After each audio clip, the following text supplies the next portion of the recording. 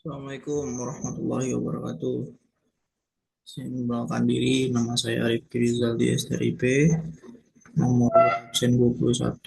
Saya akan menjelaskan terkait tugas individu hari kedua agenda 3 dengan judul video monolog diri dan instansi.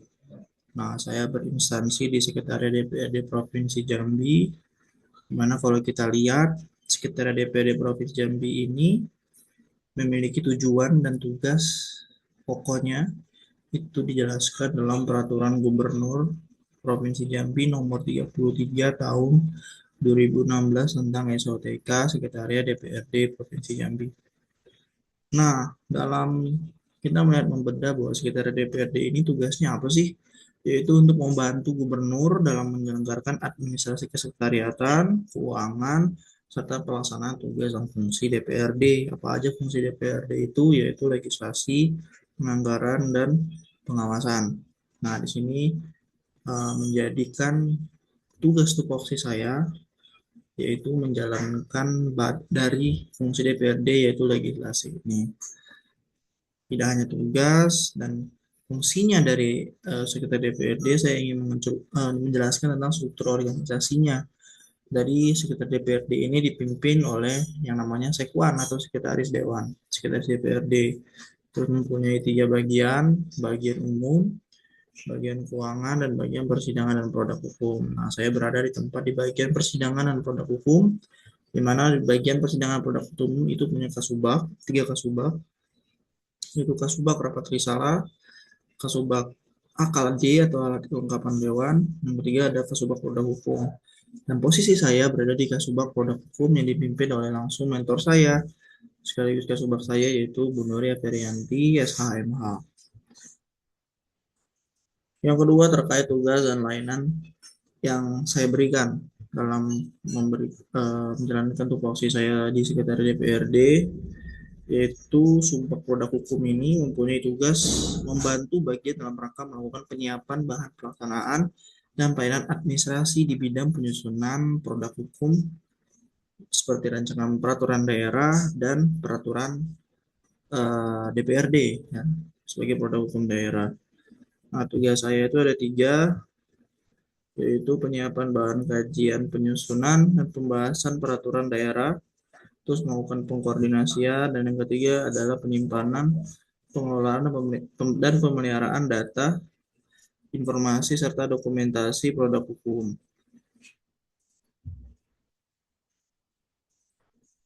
Nah, dalam rangka menjawab kebutuhan tersebut, saya memberikan layanan bersifat administrasi ya. Pelayanannya administrasi dikarenakan bahwa tugas tupoksi sekretaris DPRD itu bukan layanan kepada publik secara langsung, tapi melakukan layanan administrasi terhadap fasilitator untuk kebutuhan atau tupoksi dari DPRD. Nah, yaitu saya melakukan namanya pengarsipan digital berbasis Google Drive, di mana ini menjadi solusi untuk mengintegrasikan seluruh proses pengolahan dokumen, data, dan informasi yang memungkinkan adanya penyimpanan, pengelolaan, dan distribusi dokumen secara cepat dan bisa dibaca dan diakses oleh anggota dewan.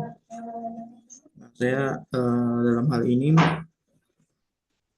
tadi tugas-tugas tiga kegiatan tadi saya membuat tugas yaitu membuat kajian harmonisasi di kegiatan pertama dalam penyiapan bahan, yaitu contohnya adalah harmonisasi Perda terhadap Ramperda inisiatif komisi yang ditetapkan menjadi Ramperda inisiatif DPRD.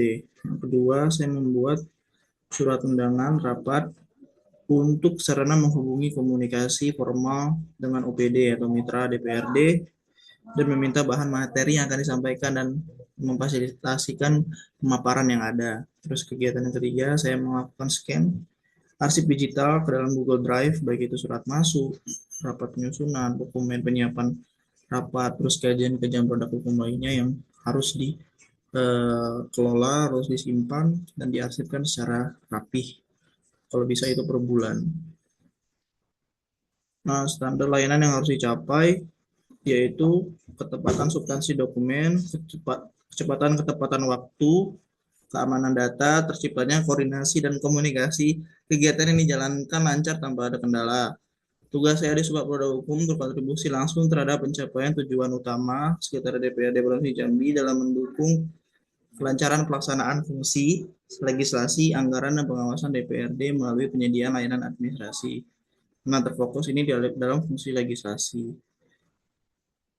di mana hal ini menjadi tugas saya dalam melakukan penyiapan bahan kajian, terus dalam pengelolaan, dan membantu meningkatkan efektif efisien yang saya tugaskan untuk ke dewan-dewan. Nah, yang ketiga bagian refleksi diri, di mana saya menerapkan ciri Smart ASN, yaitu 5 ciri atau 5 nilai, yaitu nilai integritas, saya bertanggung jawab atas apa yang saya jalani, terus profesional, melaksanakan tugas dalam cepat waktu, terus nasionalisme, di mana saya mendukung kegiatan-kegiatan administrasi negara, administrasi pemerintahan dalam menyongsong produk hukum daerah seperti peraturan daerah, dan ini menjadi tentunya akan menjadi kepentingan masyarakat juga dan akan meningkatkan kesejahteraan dan menjawab kebutuhan dan persoalan masyarakat. Terus yang keempat adalah IT, jadi penerapan wadah dokumen Google Drive. Yang kelima pelayanan prima, di mana pelayanan ini tidak secara langsung dirasakan oleh masyarakat, tapi secara tidak langsung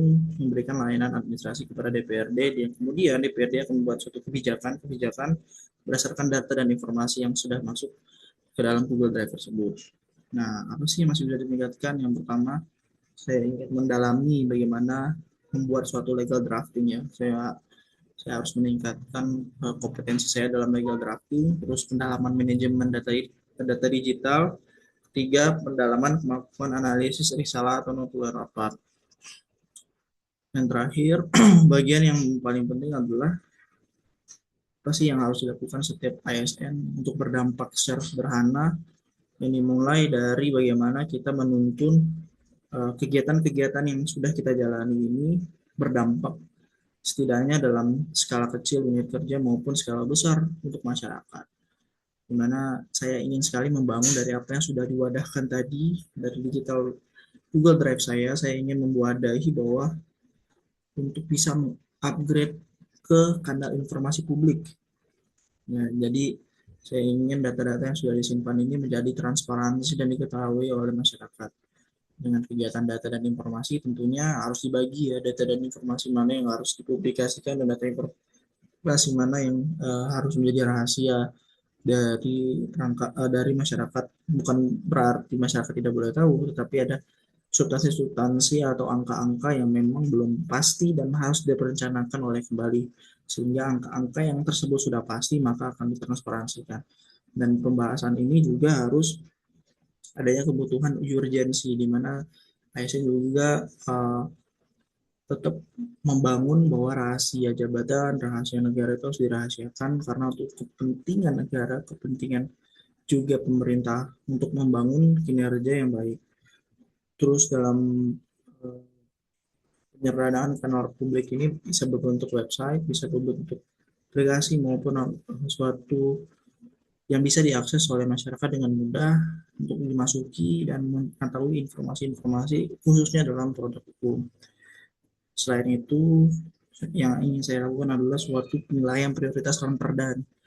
Bagaimana saya akan belajar terkait tentang menyusun skala prioritas untuk ranperda-ranperda yang akan dimasukkan ke dalam Prokumperda, di mana agenda-agenda yang uh, pembahasan-pembahasan ranperda yang sudah dijalani harusnya mempunyai suatu analisis kebutuhan perda, mana perda-perda yang memang urgent untuk dilakukan penetapan secara langsung, mana dampak-dampaknya yang dirasakan oleh masyarakat banyak, sehingga ini bisa bermanfaat, apalagi menguntungkan kedua belah pihak, masyarakat dan pemerintah. Masyarakat mendapatkan dampaknya, dan pemerintah juga mendapatkan PAD-nya, pendapatan asli daerahnya, untuk membangun.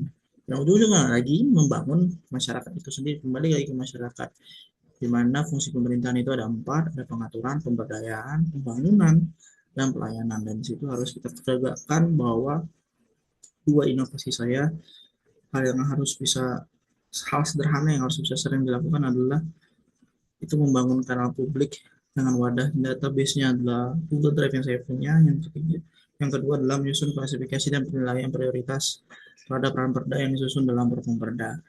Mungkin itu saja pembahasan video monolog terkait instansi saya dan eh, penerapannya dalam manajemen ASN maupun smart ASN. Terima kasih banyak. Assalamualaikum warahmatullahi wabarakatuh.